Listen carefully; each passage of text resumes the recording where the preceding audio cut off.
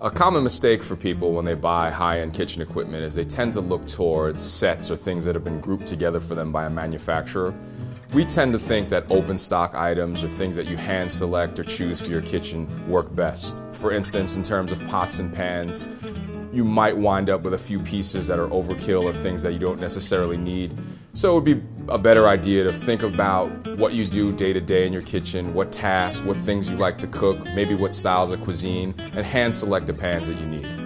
Hello, this is Richard Moraes, the editor of Barron's Penta. On Wall Street, it's very important to know what institutional investors are buying for their own account. Well, the same thing is true for your kitchen. That's why we went to J.B. Prince, a supplier of the best kitchens in New York, from Le Bernardin to Ballou, to find out what you should have in your kitchen. Key items that we think you would need in order to raise or elevate your game in the kitchen probably would be an 8-inch chef's knife or a 10-inch chef's knife, depending on your preference. We like a high-quality sauce spoon, something like a gray KUNZ spoon for us. An instant read thermometer is a nice thing to have, especially with proteins, if you need temperature on a specific meat, if you want meat medium rare or something to that effect. A high-quality peeler, it seems like a simple thing, but it is key.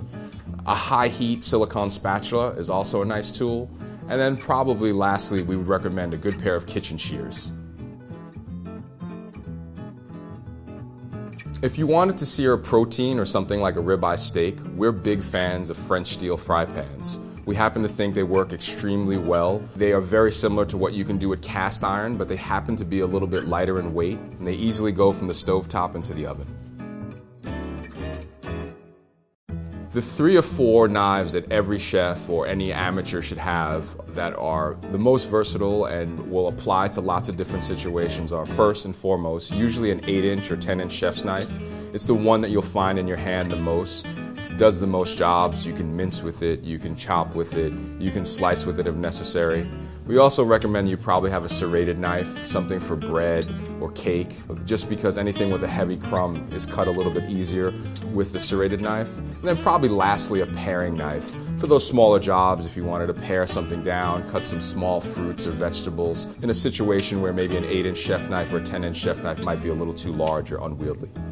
If you've already mastered your 8-inch or 10-inch chef's knife and you're looking for something new or interesting to add to your collection of cutlery, a lot of our chefs like what we call a slicer, or the Japanese term is often called a tsujihiki. It's basically a longer knife with a thinner profile, and it's great for cutting boneless proteins and making long, clean slices of things for those really elegant types of cuts.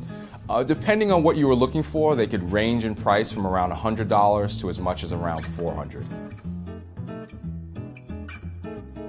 An interesting and exotic product that we sell here at J.B. Prince is called a Paco Jet. It's used heavily in the pastry side of things in restaurants, but it can also be used for savory applications.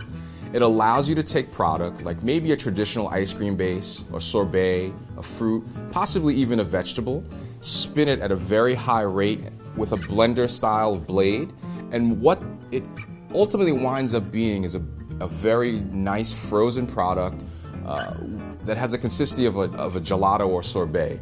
It's loved by chefs and something that probably most advanced home cooks wouldn't even know about.